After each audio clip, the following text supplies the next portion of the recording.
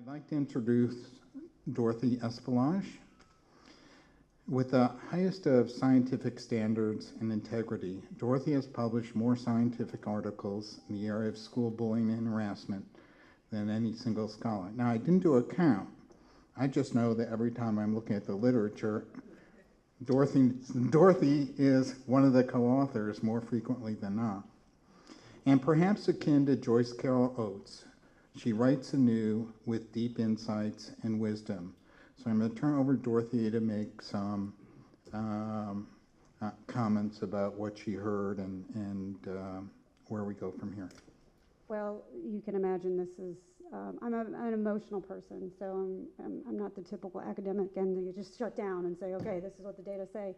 So I appreciate your comments and I appreciate your recommendations, and you're brave to make those recommendations when so many of the academics that are sitting up here were not brave 2 decades ago to put ourselves out there to make some measures. What I heard, and I like that you started with science with humanity, because my students here from the University of Florida, that's what we do.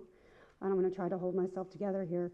But what I did here, and I want perhaps there's parents out here listening, there's administrators listening, there's teachers listening.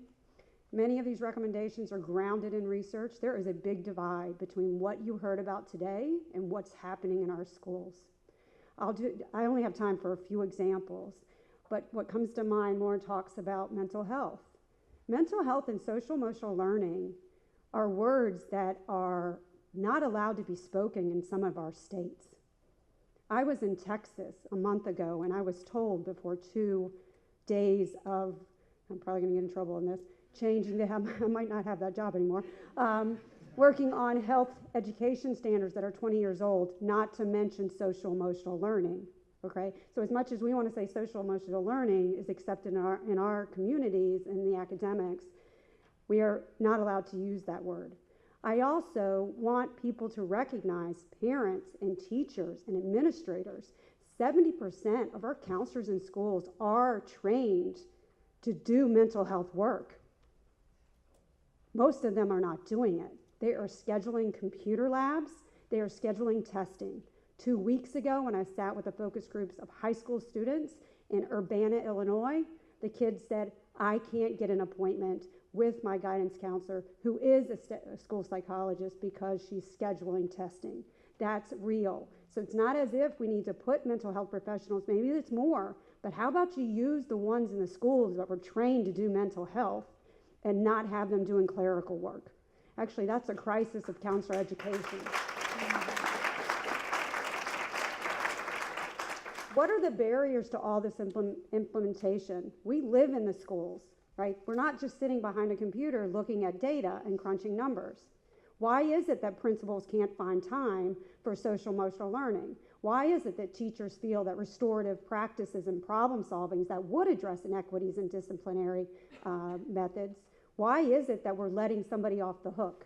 Why is it that when we sit in a restorative circle, we get pushback from adults, that takes too much time, too much training, when in fact the research is starting to show that when you take a restorative approach to discipline, people feel safer, they stay in school, they feel connected. Why is it when we go into every school and we have the teachers and administrators and the counselors put names of kids on Post-its, and when they go on a break, we establish that 20 to 25% of the kids, and we ask them, put the names of kids on Post-its that you know and you feel like you have a significant relationship with. We come back, 20 to 25% of the kids in the school they're not named. And usually I'd be a little bit more coherent here, but I'm a little emotional and worked up. So I hear this data, and I live in that world of data, right? And I have to, do this work for the funders, and we have to publish. And I publish so much with my students only to kind of fight against the non-scientific base that's out there in our schools. There's plenty of things being implemented, but it's not rooted in science. And until we understand and publish this work and disseminate it at a large scale. I want to end on a positive note, as much as we can be positive when we think about just the ways in which we're failing our children in our schools and communities.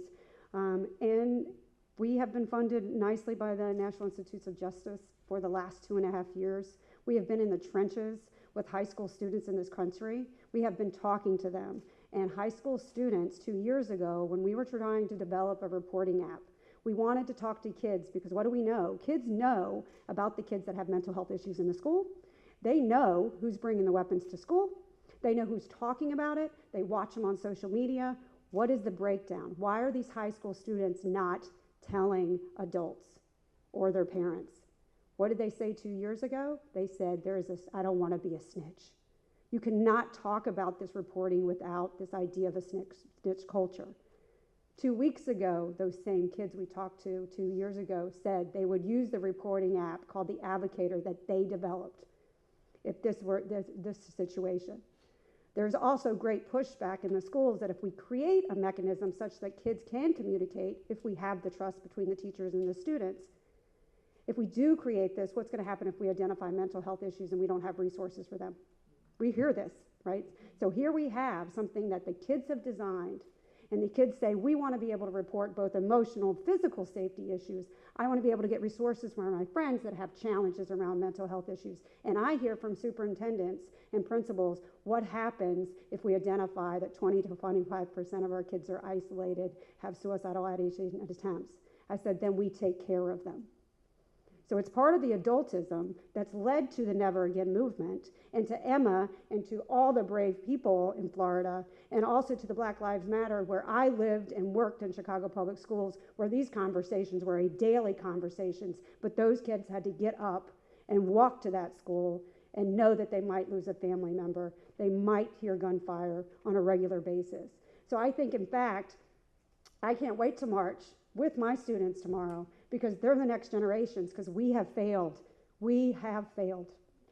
And I just promise you that we will do what we can, but we have a lot of work to do. And if you're a teacher and you're a principal and you're always using the word but, rethink it and use and. Thank you.